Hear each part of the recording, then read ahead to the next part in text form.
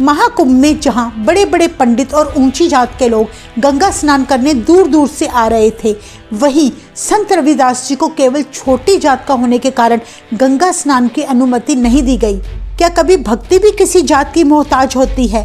जी नहीं। संत रविदास जी ने अपनी आध्यात्मिक शक्ति से अपने घर से ही गंगा माँ को प्रकट कर दिया। माँ गंगा उनके घर से बहने लगी। आखिर यह चमत्कार कैसे हुआ? यह सिर्फ एक कथा कहानी नहीं, बल्कि भक्ति की असली ताकत का प्रमाण है। वीडियो के अंत में हम आपको ये भी बताएंगे कि क्या आज भी गुरु जी के उस स्थान पर माँ गंगा आती है। इस अद्भुत सच्चाई को जानने के लिए आप सब ये वीडियो पूरी देखें।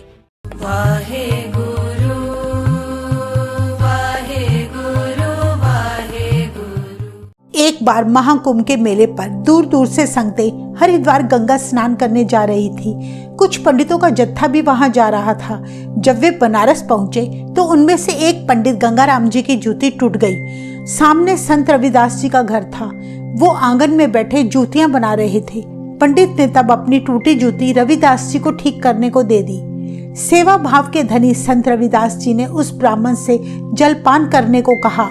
ऊंचे कुल होने के कारण उसने साफ इनकार कर दिया और अहंकार से भरा वह पंडित संत जी से दूर दूर रहे ताकि कहीं शूद्र की छू न लग जाए। संत जी ने देखा कि उसे ऊंचे कुल का बड़ा घमंड था। उन्होंने तब जूती ठीक करते हुए पूछा, पंडित जी आप सब लोग किधर को जा रहे हैं? तो वह बोला, हम सभी गंगा स्नान करने हरिद्वार जा रहे हैं। महाकुंभ जो आ गया है, वहां जाकर हम दान पुण्य करेंगे, स्नान करेंगे, जिससे हमारे पाप धुल जाएंगे। तुम चमड़े का काम करने वाले क्या जानो कि गंगा स्नान से कितना अधिक पुण्य मिलता है। इतना सुनकर संत रविदास जी ने कहा, फिर तो मैं भी वहां जा सकता हूँ, मेरे भी पाप धुल जाएंगे। पंडित बोला, ना भाई, तुम शूद्र हो, तुम वहां नहीं जा सकते। केवल ऊंचे कुल के ब्राह्मण ही वहां जा सकते हैं। शूद्रों को तो तीर्थ स्थान में जाने का हुक्म ही नहीं है। तुम जो काम कर रहे हो बस वही करो। ऐसे वचन सुनकर रविदास महाराज जी बोले, पंडित जी आप ठीक फरमा रहे हैं। हम मलिन और नीच लोगों के गंगा स्नान करने से तो शायद गंगा भी अपवित्र हो जाए। तब उन्होंने पंडित की जूती ठीक करके उसको दे दी। उस पंडित ने एक सिक्का उनकी ओर मेहनत के बदले आगे रख दिया। रविदास जी ने पंडित से कहा, आप तीर्थ स्थान तो जा ही रहे हो, तो मेरी तरफ से यह सिक्का गंगा माता जी को दे आना। पर हाँ पंडित जी, ये सिक्का गंगा में फेंकना नहीं। मेरी तरफ से गंगा माँ के आगे यह भेंट स्वीकार करने की बड़ी विनम्रता से विनती करना। जब गंगा माँ अपना हाथ बाहर निकाले, उसी समय यह सिक्का गंगा माँ की हथेली पर बड़े प्यार सहित रख देना। भेंट स्वीकार करने के बाद गंगा माँ जो कहे वो मुझे वापस आकर जरूर बताना। वे अभिमानी पंडित महाराज जी के मुख से ऐसी बात सुनकर बड़ा हैरान हुआ और मन ही मन सोचने लगा कि ये कैसे संभव हो सकता है। कहते हैं पंडित फिर अपने रास्ते को चल पड़ा और रविदास जी अपने काम में लग गई। गंगा घाट पहुंचकर पंडित ने स्नान किया और घर वापस जाने लगा। अचानक उसे तब याद आया कि उसने रविदास जी का दिया हुआ सिक्का गंगा नदी को अर्पण ही नहीं किया।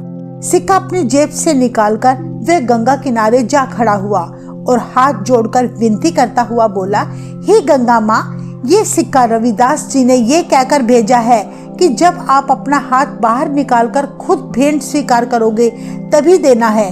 इसीलिए अगर आपको उनकी ये भेंट स्वीकार है तो कृपा करके अपना हाथ बाहर निकाले ताकि मैं लाई हुई भेंट आपको दे सकूं।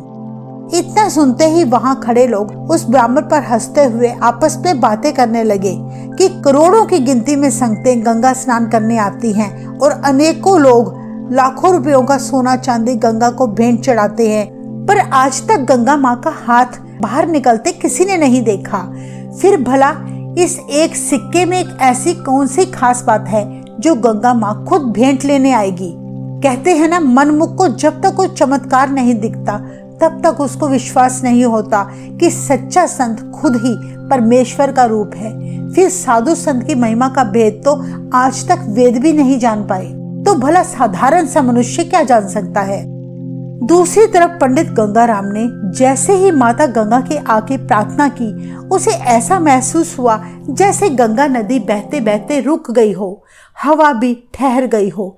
हरिद्वार में तब एकदम सन्नाटा छा गया।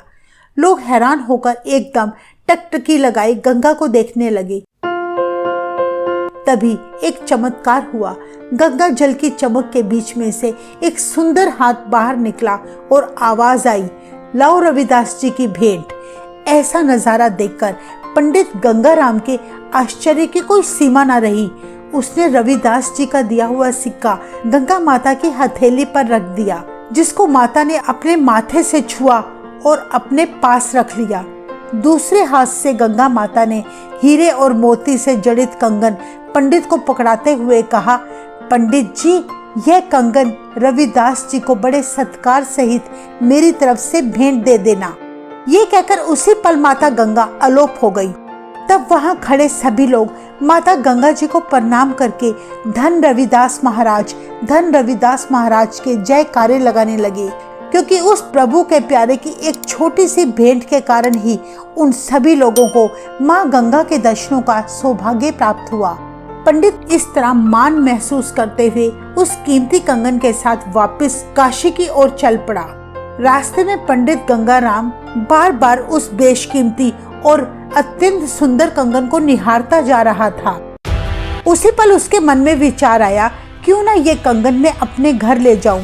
रविदास जी को कैसे पता चलेगा कि गंगा माता ने मुझे कंगन दिया है, तो क्यों ना मैं ये बेशकीमती कंगन अपनी पत्नी को दूं, या फिर किसी जोहरी को बेचकर ढेर सा धन प्राप्त करके सारा जीवन आराम से बिताऊं। लालचवश पंडित गंगाराम दीन धर्म और अपना फर्ज भूल बैठा। वो कंगन लेकर अपने घर आ गया। घर जाकर पत्नी से झूठ बोला कि आज गंगा स्नान करते समय उसे गंगा माँ के साक्षात दर्शन हुए हैं, जिन्होंने मेरी भक्ति से खुश होकर मुझे एक बेशकीमती कंगन दिया है। ऐसी बात सुनकर पंडिताइन बड़ी खुश हुई। वे कभी कंगन एक बाजू में पहनती तो कभी दूसरी बाजू में पहनने लगती। कहते हैं कुछ दिनों बाद उन्होंने विचार बनाया कि क्यों ना यह कंगन बेचकर ढेर सारा धन कमाया जाए। पंडित उसी पल वह कंगन बेचने चला गया। जोहरी हीरों का बना बेशकीमती कंगन देखकर बड़ा हैरान हुआ और सोचने लगा कि इतने बेशकीमती कंगन का ये कंगाल पंडित मालिक तो नहीं हो सकता। ऐसा कंगन तो महलों की रानियां ही पहन सकती हैं। शायद ये पंडित को जब महल में पूजा पाठ के लिए जाने का मौका मिला हो, उस दौरान इसने या तो महल से कंगन चोरी किया होगा या फिर महल में इसे कंगन गिरा हुआ मिला होगा। यह सोचकर जोहरी डर गया कि कल को कहीं कंगन मेरे पास देखकर राजा मुझे ही दोषी ना करार दे दे, ऐसे तो मेरा कारोबार ही खत्म हो जाएगा। जोहरी ने उसी पल राजे को खबर भेजी। राजे के सिपाहियों ने तब पंडित को कंगन समेत शक के आधार पर राज दरबार में पेश किया। उन दिनों राजा जय प्रताप का राज था। राजा ने पंडित से पूछा, तुम्हारे पास यह बेशकीमती कंगन कहाँ से आया है? पंडित तो पहले ही बहुत डरा हुआ था। सोचने लगा कि अब एक झूठ को छिपाने के लिए मुझे पता नहीं कितने झूठ बोलने पड़ेंगे। अभी वह कुछ कहने ही लगा था कि रानी की नज़र उस चमकते कंगन पर पड़ी और वह राजा से बोली, ऐसा अद्भुत कंगन तो मैंने पहले कभी नहीं देखा, मुझे यह कंगन चाहिए। पंडित गंगाराम वह कंगन रानी को देने के लिए राजी हो गया। तब रानी ने राजा से कहा, अगर इसके जैसा दूसरा कंगन भी मुझे मिल जाए तो कितना अच्छा होगा। रानी ने दूसरे कंगन की भी इच्छा प्रकट कर डाली। राजा ने फिर पंडित से बिल्कुल वैसा ही दूसरा कंगन लाने का आदेश दिया। इतना सुनकर पंडित बुरी तरह से अपने ही जाल में फंस गया। पंडित ने राजा से कहा कि ऐसा कंगन मिलना तो असंभव है। तो राजा ने कहा कि जिस जोहरी से तुमने ये कंगन बनवाया है, तुम उसी के पास से दूसरा बनवा लो। राजा ने अपनी रानी की जिद के आगे पंडित को सख्त आदेश दिया कि अगर तुम 3 दिनों में ऐसा कंगन नहीं लेकर आओगे तो मैं तुम्हें परिवार समेत मौत की सजा दे दूंगा। इतना सुनकर वो और भी घबरा गया और अपने घर लौट आया। उसने सारी सच्चाई अपनी पत्नी को बता दी कि कैसे उसे गंगा माँ ने संत रविदास जी के लिए कंगन दिया था। मुझे जिम्मेदारी दी थी कि मैं कंगन संत रविदास जी को पहुंचा दूं, पर लालचवश मैंने बहुत बड़ा गुनाह कर डाला।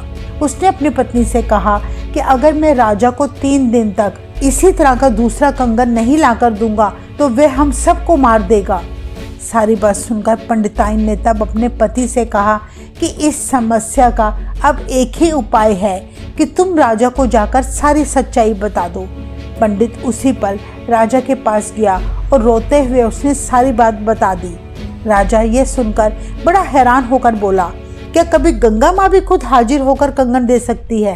पंडित ने कहा, हे राजन, अगर आपको दूसरा कंगन चाहिए तो वे केवल संत रविदास जी ही दे सकते हैं। रविदास जी की अमानत को छुपाने का मैं बहुत बड़ा दोषी हूँ। मैं अपना गुनाह कबूल करता हुआ राज दरबार के साथ साथ संत रविदास जी के चरणों में भी माफ़ी मांगता हूँ। पंडित के मुख से बार बार संत रविदास जी का नाम सुनकर राजा के मन में भी रविदास जी को मिलने की इच्छा प्रकट हुई।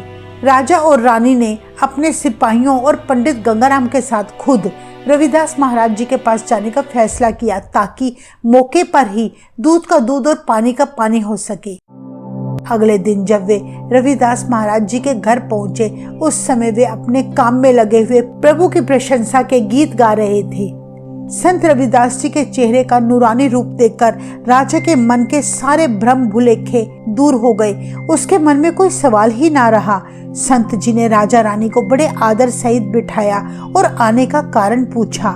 राजा ने बड़ी हिम्मत जुटाकर तब संत रविदास जी को अपने हाथ में पकड़ा कंगन दिखाते हुए विनती की, हे महाराज, ये कंगन पंडित गंगाराम को मिला है, जिसने खुद कबूल किया है कि ये कंगन उसका नहीं बल्कि संत रविदास जी के लिए माता गंगा की भेजी हुई भेंट है, जिसको ये पंडित काशी के जोरी के पास बेचता हुआ पकड़ा गया है।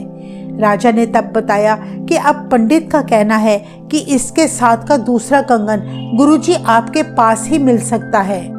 रविदास महाराज दिलों की जानने वाले झट से सारी बात समझ गए और पंडित गंगाराम की तरफ देखते हुए बोले, माया दीपक पेख कर नर पतंग अंधियाए, रविदास गुरु को ज्ञान बिन विरला को बच जाए। हे भाई, माया का दीपक जगता हुआ देखकर मनुष्य रूपी पतंगे की आंखों को कुछ नहीं दिखता। वह माया की चमक से अंधा हो जाता है और फिर उस दिए की रोशनी में जलकर अंत में मर जाता है। कोई विरला ही होता है जो गुरु से ज्ञान प्राप्त करके माया के प्रभाव से बच जाए। संत रविदास जी जिस पत्थर की शिला पर जूते रखकर बनाया करते थे, उस शिला को उठाकर उन्होंने एक तरफ रख दिया और कहा, हे राजन, तुम अपने हाथ में पकड़े कंगन के साथ गंगा में तैरते हुए इन कंगनों में से अपना कंगन मिलाकर निकाल लो। राजा रानी पंडित उस गंगा को शिला के नीचे बहता देख बड़े हैरान हुए। उनकी हैरानी का कोई ठिकाना ही ना रहा। गंगा में हीरे मोती से जड़ित ढेरों ही कंगन तैर रहे थे। रविदास महाराज की छोटी सी कुटिया में गंगा को बहते देख राजा से भी पहले रानी के मुख से निकला, धन रविदास महाराज, धन रविदास महाराज। और फिर राजा के साथ पंडित गंगाराम भी संत रविदास जी के चरणों में शीश झुकाकर उनका गुणगान करने लगे। तब संत जी ने कहा, राजन, तुम अपने कंगन के साथ का कंगन गंगा मैया से निकाल लो। पर राजा की पानी में हाथ डालने की हिम्मत ना हुई। तब रविदास महाराज जी ने गंगा माता के आगे बड़े प्रेम पूर्वक अरदास करके आज्ञा ली और उसमें से कंगन निकालकर राजे के हाथ में पकड़ा दिया। शिला को फिर से उन्होंने उसी स्थान पर टिका दिया। तब राजा से बोले, हे राजन, तुम इस कंगन की खातिर पंडित गंगाराम का परिवार मारने चले थे। ये काम क्या राजा को शोभा देता है? राजे तो प्रजा की रक्षा के लिए होते हैं। तू केवल इस कंगन की खातिर और रानी को खुश करने के लिए किसी निर्दोष पंडित को मारने चला था। राजा संत जी के चरणों में गिर पड़ा और बोला, महाराज, आप हमें माफ करें, अब हमें कंगन नहीं चाहिए, बस हमें आप अपना बना लें। तब रविदास महाराज जी ने राजा से कहा, हे राजन, तुम ये दोनों कंगन पंडित गंगाराम को दान के रूप में भेंट कर दो ताकि वे अपना जीवन सुख से व्यतीत कर सके। राजा ने तब दोनों कंगन पंडित गंगाराम को भेंट दे दिए। तब रविदास महाराज जी ने उपदेश देते हुए पंडित को कहा, जो को लोरे परम सुख तो राखे मन संतोष, रविदास जहाँ संतोख है तहाँ न लागे दोष। जिसका अर्थ है, अगर कोई मनुष्य परम सुख का चाहवान है तो उसे संतोष धारण करना चाहिए। रविदास जी कहते हैं, जहाँ संतोष सब्र है फिर वह कोई पाप कर्म नहीं होता। और फिर वे राजा रानी और पंडित सतगुरु जी का आशीर्वाद पाकर तन और मन से संत रविदास जी के श्रद्धालु बन गए और खुशी खुशी अपने घरों को लौट गए। यह कितनी बड़ी बात है कि महाकुंभ के अवसर पर जहां लोग दूर दूर से गंगा स्नान करने आते हैं, उस गंगा को संत रविदास जी ने नाम की शक्ति से अपने घर में ही प्रकट करके दिखाया। संत पुरुष कभी माया के वश नहीं होते, बल्कि माया उनके अधीन होती है। संतों के लिए हीरे मोती माया सब नाशवान वस्तुएं हैं। उनका असली हीरा तो प्रभु का नाम है। हर का हीरा छाड़ के करे आन की आस, तेनर दो जग जाहेंगे सत पाखे रविदास। असली हीरा परमात्मा है, उस वाहेगुरु का नाम है। जो मनुष्य प्रभु के नाम से टूटे हुए हैं और संसारिक स्वादों से जुड़े हुए हैं, रविदास महाराज कहते हैं वो नरकों में जाएंगे। संत रविदास जी के घर गंगा प्रकट होने के बाद उनकी महिमा दूर दूर तक फैलती गई और लोग दिलों में अथाह श्रद्धा और प्रेम के साथ रविदास जी के दर्शनों को आने लगे। जिस स्थान पर यह चमत्कार हुआ, वहां आज भी साल में 2 बार गंगा माँ का जल गुरु रविदास जी की शिरा को छू कर जाता है। यह स्थान वाराणसी के गोवर्धनपुर शहर में है, जहां बैठकर गुरु रविदास जी जूते बनाया करते थे।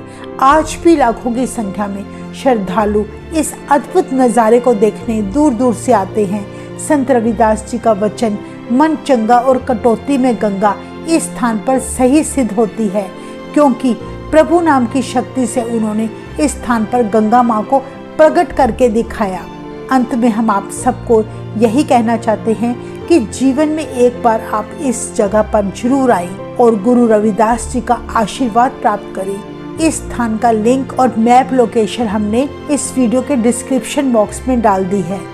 यह वीडियो आप सबको कैसी लगी, कृपा करके आप अपने विचार हमें कमेंट में बताएं और ज़्यादा से ज़्यादा ये वीडियो शेयर करें। वाहेगुरु जी का खालसा, वाहेगुरु जी की फतेह।